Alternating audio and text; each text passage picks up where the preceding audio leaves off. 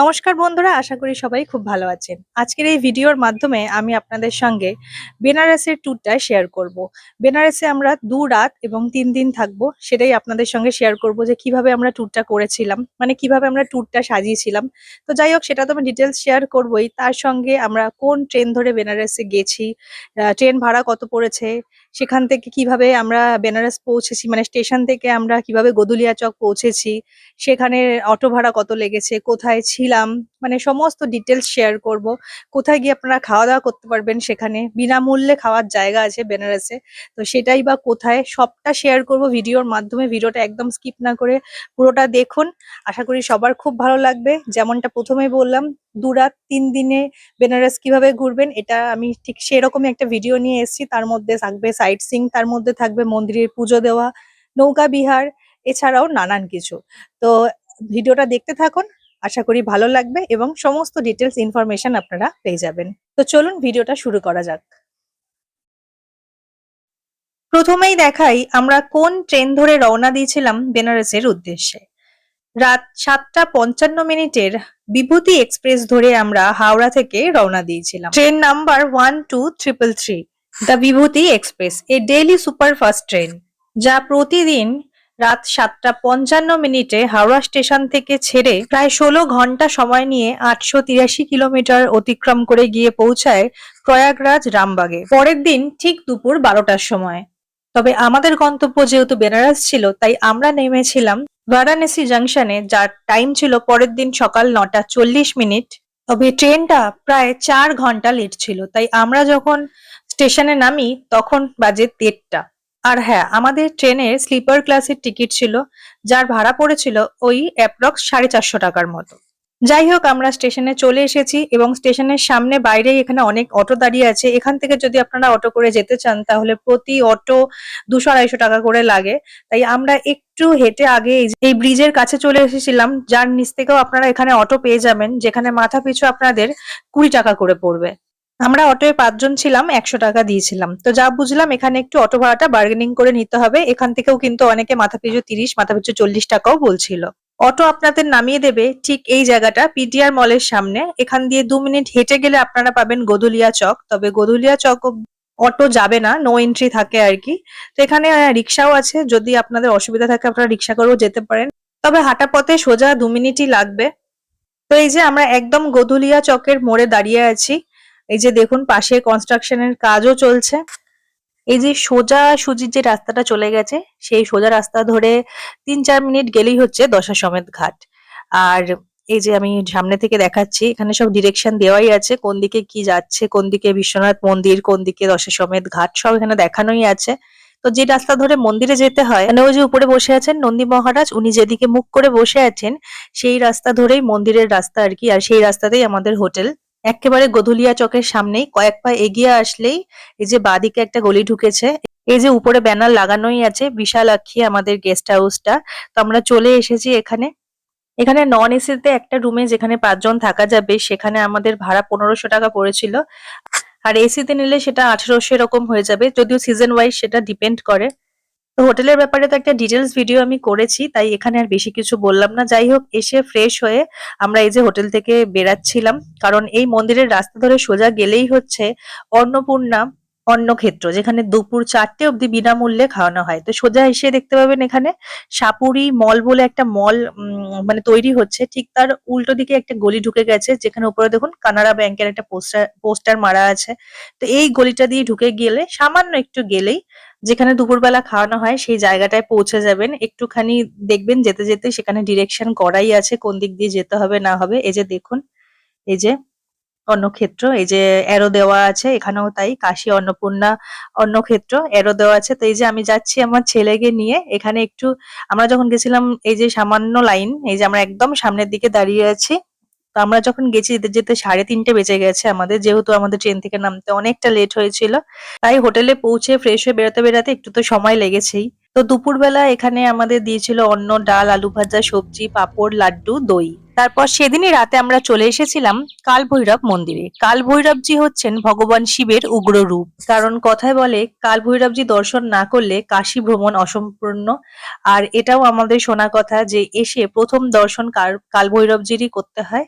তারপর অন্য জায়গায় তুমি ঘুরতে পারো। কারণ হচ্ছে এখানে এসে এটা হচ্ছে অনুমতি নেওয়া কাল ভৈরবজির থেকে যে তুমি কাশী ভ্রমণ করো। তো আমরা এসেছিলাম টোটো করে, ওই গোধুলিয়া চকের ওখান থেকে আপনারা টোটো পেয়ে যাবেন। সেখানে টোটোতে আপনাদের 200 টাকা নেবে, 5 জন মতন টোটোতে আসতে পারবেন, 5-6 জন। তো যাই হোক, এখন আমরা এসে এইখানে সামনেই দোকান আছে, সেখান থেকে পুজো দেওয়ার জন্য আমরা ডালা নিয়ে নিয়েছি। আমরা যেহেতু রাত্রিবেলা এসেছিলাম আমাদের অনেকটা লাইন দিতে হয়নি, কিন্তু এখানেও দর্শন করতে প্রায় 2-3 ঘন্টা লাইনে দাঁড়িয়ে থাকতে হয়, কিন্তু আমাদের খুব একটা বেশি লাইন দিতে হয়নি। তো যাই হোক, ভিতরে তো ফোন এলাও না, তাই আমি দর্শন আপনাদের করাতে পারছি না। রাত্রিবেলা 10:30টার মধ্যে কাল ভৈরবজির মন্দির কিন্তু বন্ধ হয়ে যায়। তারপর আমরা একটু গঙ্গার ঘাটে ঘুরে তারপর চলে গেছিলাম সেই অন্নপূর্ণা অন্নক্ষেত্রে, যেখানে আমরা রাতের প্রসাদও গ্রহণ করেছিলাম বিনামূল্যে। এই যে আমরা অন্নপূর্ণা অন্নক্ষেত্রে দুপুরের ভোগ প্রসাদ এবং রাতের ভোগ প্রসাদও গ্রহণ করলাম, যেটা আপনারা দেখলেন, সেখানে কিন্তু একদম বিনামূল্যে ভোগ প্রসাদ পাওয়া যায়, যেমনটা আমি প্রথমেই বলেছি। এবারে আপনারা যদি চান যে সেখানে খাওয়া দাওয়া করবেন না, বাইরে কোথাও খাবেন, তাহলে আমি আপনাদের রেটটা জানিয়ে রাখি। ওখানে আপনারা ভেজ থালিই পাবেন। ভেজ থালি কিন্তু ওখানে 120, 100 মানে 100 টাকার উপরেই। আর বেনারসের যে অন্নপূর্ণা মন্দির, মানে যে অন্নপূর্ণা অন্নক্ষেত্রে আমরা ভোগ প্রসাদ গ্রহণ করতে যাচ্ছি, সেই যে মা অন্নপূর্ণার মন্দির, সেটাও আমরা দর্শন করেছিলাম। তবে সেটা আপনাদেরকে আমি দর্শন করাতে পারিনি, কারণ সেখানে ওই একই ব্যাপার যেমনটা বললাম, ক্যামেরা অ্যালাউ নেই, তাই জন্য এই সকালটা হচ্ছে বেনারসের দ্বিতীয় দিন। আজকে আমরা রেডি হয়ে বেরিয়েছি, আজকে আমরা বেনারসের সাইট সিইংটা করব, তাই জন্য। তো এখন ওই 8:10 মতো বাজে। কিছু মন্দির 11টা, কিছু মন্দির 12টায় বন্ধ হয়ে যায়, তাই অবশ্যই তাড়াতাড়ি বেরাতে হবে সবটা ঘুরতে হলে। हर महादेव। यहाँ से जाएंगे बड़ी मंदिर, दुर्गा मंदिर, त्रिदेव मंदिर, संकट मोचन, तुलसी मानस मंदिर, हिंदू यूनिवर्सिटी बिरला मंदिर, नमो घाट, रामनगर पोर्ट, सारनाथ म्यूजियम, स्तूप, जापानी टेम्पल। 6 से 7 घंटा लगता है। ऐसे 1500 रुपए रखते हैं हम लोग। 95, 55, 20, 43, 55। এই দাদার সঙ্গেই আমরা অটো করে ঘুরবো। তো যাই হোক, এটা হচ্ছে গির্জা মোড়, যার বাদিকে গেলে গোধুলিয়া চক আর ডান দিকে গেলে হচ্ছে পিডিআর মল। তো আপনারা এখানে চলে আসলে এখান থেকে অটো পেয়ে যাবেন সাইট সিইং এর জন্য। আর তার জন্য কত কি খরচা হয় তা তো আপনারা শুনলেনই। তো যাই হোক, প্রায় 8:30 নাগাদ আমাদের যাত্রা শুরু হলো। আমরা প্রথম পৌঁছেছি মণি মন্দিরে। এই মন্দিরে ঢোকার আগে দেখতে পাবেন এখানে ডালার দোকান আছে। যদি আপনারা পুজো দিতে চান তো এখান থেকে ডালা নিয়ে নিতে পারেন। এই যে দেখুন, এই যে এখানে ডালার দোকান আছে। তো মন্দিরটা সত্যি খুব সুন্দর, পরিবেশটাও খুব সুন্দর। তো চলুন ভিতরে যাওয়া যাক, তারপর দেখা যাই হোক, মন্দিরের ভিতরে ঢোকার আগেই ডান দিকে হচ্ছে গোশালা। এই যে এখানে অনেক গোমাতা রয়েছেন, দেখতেই পাচ্ছেন আপনারা। মন্দিরের সামনেই বসে আছেন নন্দী মহারাজ মন্দিরের দিকে মুখ করে। আর এই হচ্ছে আসলেই দেখতে পাবেন এখানে একটা মাঝখানে বড় শিবলিঙ্গ রয়েছে, যেখানে বাবার মাথায় সবাই জল ঢালছে। সেখানেই জল ঢালার পাত্র সব রাখা আছে। আর মন্দিরটা সত্যি খুব সুন্দর। এই মন্দিরের কেন্দ্রে রয়েছে রাম দরবার। 11টি চূড়া বিশিষ্ট এই মন্দিরে সারিবদ্ধভাবে 151টি শিবলিঙ্গ সাজানো রয়েছে। এই যে দেখতেই পাচ্ছেন, সত্যি অসাধারণ সুন্দর ছিল মন্দিরটা। একটা আলাদা রকম শান্তি অনুভব হচ্ছিল। যাই হোক, এই ভিডিও যেহেতু আমি পুরো বেনারসের ট্যুরটা কমপ্লিট করছি, সেই জন্য সাইট সিইং এর প্রত্যেকটা মন্দির আমি খুব ডিটেলসে দেখাচ্ছি না, একটু একটু করে দেখাচ্ছি। তবে ডিটেলসে এক একটা মন্দিরের ভিডিও কিন্তু শর্টসে আমার অলরেডি শেয়ার করা আছে, তো শর্টসে গিয়ে আপনারা চাইলে দেখে আসতে পারেন। তারপর আমরা চলে এসেছিলাম শ্রী দুর্গা মাতা মন্দিরে। এটা ভীষণ প্রাচীন এবং ভীষণ জাগ্রত মন্দির মনে করা হয়। এখানেও তাই মন্দিরের বাইরে দেখতে পাবেন ফুলমালা বিক্রি হচ্ছে, যদি আপনারা পুজো দিতে চান সেই জন্য। এই মন্দিরটি লাল রঙে রাঙানো, উত্তর ভারতীয় নাগরা শৈলীতে তৈরি। এই যে দেখুন শ্রী দুর্গা মাতা মন্দির।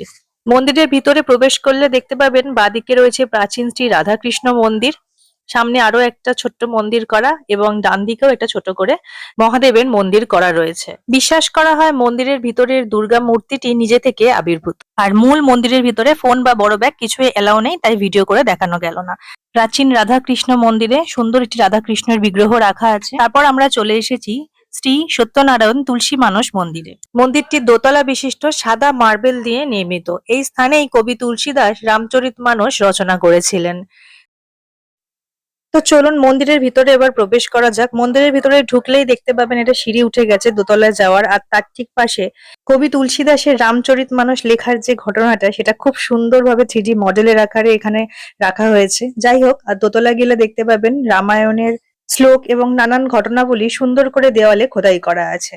এবং দোতলায় একটা মিউজিয়ামও আছে, যেটা আমার শর্টস ভিডিও শেয়ার করা রয়েছে। তো এখানে আছেন মা অন্নপূর্ণা, ভগবান রাম, মাতা সীতা এবং সত্যনারায়ণজির মূর্তি রয়েছে। পরবর্তী মন্দিরে আমরা চলে এসেছি ত্রিদেব মন্দির। তো চলুন এবার আমরা ত্রিদেব মন্দিরে প্রবেশ করব এবং আপনাদের এই মন্দিরটাও দেখাবো। সকাল 6টা থেকে দুপুর 12টা এবং বিকেল 5টা থেকে রাত 10টা পর্যন্ত মন্দিরটা খোলা থাকে। এই মন্দিরটাও মার্বেল পাথরের তৈরি, ভীষণ সুন্দর, খুব সুন্দরভাবে সুসজ্জিত। ভিতরটা দেখতেই পাচ্ছেন, অসাধারণ সুন্দর। অনেক বড় নাট মন্দির চত্বর। এখানে আমরা বেশ কিছুক্ষণ বসে সময় কাটিয়েছি, খুব ভালো লাগছিল মন্দিরটা। এখানে কিন্তু বেশিরভাগ মন্দির 12টার মধ্যে বন্ধ হয়ে যায়, তাই সেই অনুযায়ী আমরা খুব সকাল সকালই বেরিয়ে গেছিলাম সবাই মিলে ঘুরতে। যাই হোক, এই মন্দিরে এখানে রয়েছেন সতী মাতা। তার পরের ঘরে সালসার হনুমানজির সাথে পূজিত হন গণেশজি, শ্রী রাধা কৃষ্ণজি, ভগবান শ্রী রাম, মাতা সীতা এবং ভগবান শিব ও পার্বতী মাতা। এবং তার পরের ঘরে রয়েছেন খাটু শ্যামজি। তো এই ছিল ত্রিদেব মন্দির। সত্যি খুব সুন্দর মন্দিরটা। এরপরে আমরা চলে এসেছিলাম সংকটমোচন মন্দিরে। এই সংকটমোচন মন্দির কিন্তু 11টার সময় বন্ধ হয়ে যায়। তা আমরা একদম মানে 11টা বাজতে জাস্ট 10 মিনিট বাকি ছিল, আমরা এসে পৌঁছে গেছি। এই সংকটমোচন মন্দিরেও কিন্তু ভিতরে ফোন নিয়ে ঢোকার কোনো পারমিশন নেই। ফোন রাখার জন্য এখানে লকার করা আছে এই যে পাশেই। এর ভিতরে ঢুকলে দেখতে পাবেন ভিতরে দুটো মন্দির আছে, একটা রাম মন্দির আর একটা বজরংবলীজির মন্দির। এটিও খুব জাগ্রত একটি মন্দির। কথায় আছে এই মন্দিরটি যেখানে প্রতিষ্ঠা হয়েছে সেখানেই কবি তুলসীদাস হনুমানজির দর্শন পেয়েছিলেন এবং তিনি তারপর এই মন্দিরটি প্রতিষ্ঠা করেন। হনুমান জয়ন্তী এই মন্দিরের প্রধান উৎসব। তারপর আমরা চলে এসেছি কেশব তাম্বুল ভান্ডারে। মোদিজি এসে এই দোকান থেকে পান খেয়েছিলেন, তো এটাও একটা সাইট সিং এর মধ্যেই পড়ে কিন্তু, তাই আমরাও চলে এসেছি এখানে পান খেতে। তা আমাদের অটো দাদাকে আগে থেকেই বলে রেখেছিলাম, ওনারাই নিয়ে এসেছেন এখানে। এখানে মিষ্টি পান শুরু 30 টাকা থেকে আর নর্মাল পান মানে জর্দা পান 10 টাকা থেকে। বিশ্বনাথ মন্দির যাওয়ার পথে দোকানটা পড়বে। টেস্ট ওয়াইজ পানটা মোটামুটি ভালোই ছিল। যাই হোক, তারপর আমরা চলে এসেছি শ্রী বিশ্বনাথ মন্দিরে। বেনারসে হিন্দু বিশ্ববিদ্যালয়ের ক্যাম্পাসের মধ্যে পড়ে এই শ্রী বিশ্বনাথ মন্দির। এই মন্দিরটাও খুব সুন্দর। তো চলুন ভিতরে যাওয়া যাক। আর সাইডে দেখতেই পাচ্ছেন অনেক দোকান আছে, চাইলে এখান থেকে আপনারা ডালা নিয়ে নিতে পারেন। ভোর 4টে থেকে দুপুর 12টা এবং আবার বেলা 1টা থেকে রাত 9টা পর্যন্ত মন্দিরটা খোলা থাকে। এই যে দেখুন মন্দিরের সামনেই টাইমিংটা দেওয়া আছে, যেটা আমি আপনাদের বললাম। এই মন্দিরের শিখরটি প্রায় 250 ফুট উঁচু, যা বারাণসীর সবচেয়ে উচ্চতম মন্দিরগুলোর মধ্যে একটি। এখানেও কিন্তু ভিতরে ক্যামেরা করা অ্যালাউ নেই। তো যাই হোক, এরপর আমরা চলে এসেছিলাম রামনগর ফোর্টে। এটি মুঘল শৈলীতে তৈরি, যেখানে রয়েছে খোদাই করা বারান্দা আর খোলা উঠান। এখানে প্রাচীন গাড়ি, পুরানো অস্ত্র-শস্ত্র, হাতির পিঠে চড়ার হাওদা, এরকম নানান জিনিস রয়েছে। এখানে একটা মিউজিয়াম রয়েছে, যদি আপনারা দেখতে চান তাহলে এখানে মিউজিয়ামে ঢুকলে লাগবে মাথা পিছু 80 টাকা করে। আর এটি প্রায় সারা দিন মানে সকাল 10টা থেকে বিকেল 5টা পর্যন্ত খোলা থাকে। সত্যি খুব সুন্দর এই জায়গাটাও। তারপর আমরা চলে এসেছি নমঘাটে, যেটা দেখার জন্য আমি ভীষণ এক্সাইটেড ছিলাম, কারণ ট্রেনে করে আসার পথে এই জায়গাটা দেখা যায় ট্রেন থেকে। তো এত অসাধারণ লেগেছিল ট্রেনে করে যখন দেখতে পাচ্ছিলাম, তাই এখানে আসার জন্য সত্যি খুব এক্সাইটেড ছিলাম আমি।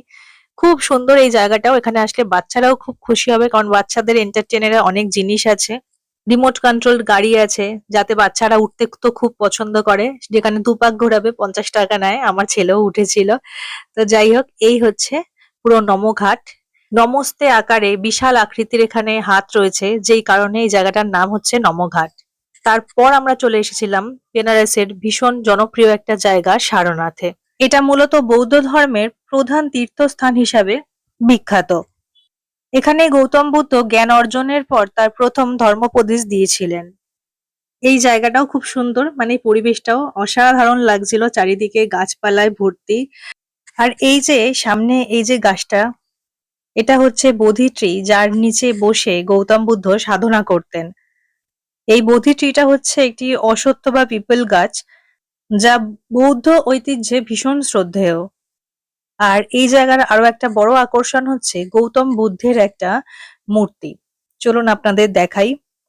এই যে সোজাসুজি দেখতে পাচ্ছেন মূর্তিটা, এই মূর্তিটির উচ্চতা হচ্ছে 80 ফুট 9 ইঞ্চি, যা গৌতম বুদ্ধের জীবনকালকে নির্দেশ করে। এর সাথেই আমাদের সাইট সিইং কমপ্লিট হলো। আজ বেনারসের সাইট সিইং এর দিনকে কিন্তু আপনারা অন্নপূর্ণা অন্য ক্ষেত্রে দুপুরে ভোগ প্রসাদটা গ্রহণ করতে পারবেন না, যেহেতু আমরা সেদিনকে সাইট সিইং এ যাই তো বাইরেই থাকি।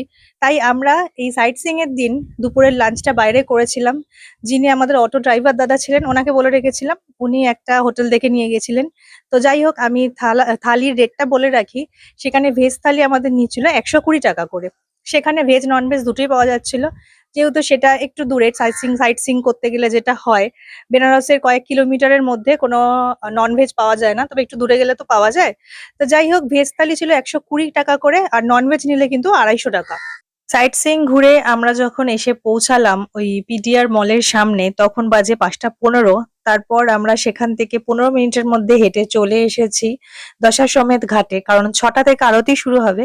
আর আজকে আমরা আরতি দেখবো, কাল যেহেতু আমরা দেখতে পারিনি আরতি, কাল দেখা হয়ে ওঠেনি, তাই আমরা চলে এসেছি ঘাটে, এখন বসে রয়েছি। আরতি দর্শন করব, আপনাদেরও করাবো। এখানে তো তেমন কিছু বলার নেই, শুধু একটাই কথা বলার, আরতি দেখতে হলে একটু তাড়াতাড়ি আসবেন, না হলে ঠিকঠাক জায়গা পাবেন না। তা আমরাও এসে বসে গেছি। আমরা একটু দেরিতে আসলেও কিন্তু জায়গাটা সুন্দর পেয়েছিলাম, উঁচুতে ছিলাম, সেখান থেকে কিন্তু ভালোভাবে সবটাই প্রায় দেখা গেছে। 6টা থেকে 7টা অবধি আরতি হবে।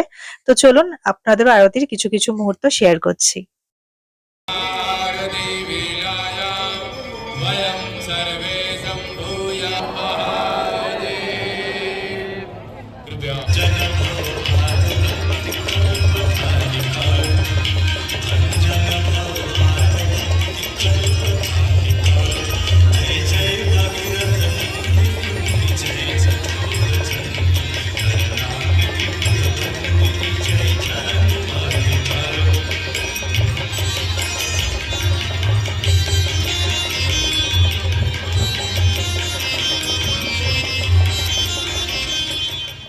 এখানে আরতি দেখা শেষ করে আমরা চলে এসেছিলাম মণিকর্ণিকা ঘাটে। একদম দশাশ্বমেধ ঘাটের পাশ থেকেই একদম ঘাট ধরেই হাঁটতে থাকবেন আপনারা, বাঁদিকে যেদিকে মন্দির যায় আর কি, সেই দিকে সোজা হাঁটতে থাকবেন। মোদি ঘাটের ঠিক পাশেই হচ্ছে মণিকর্ণিকা ঘাট। এটাই হচ্ছে মেন শ্মশান, যেখানে সারা দিন রাত পোড়ানো হচ্ছে, কোনো সময় শ্মশান ফাঁকা যায় না। আর ওই ঘাট ধরে হেঁটে আসতেও দেখবেন ভীষণ ভালো লাগবে।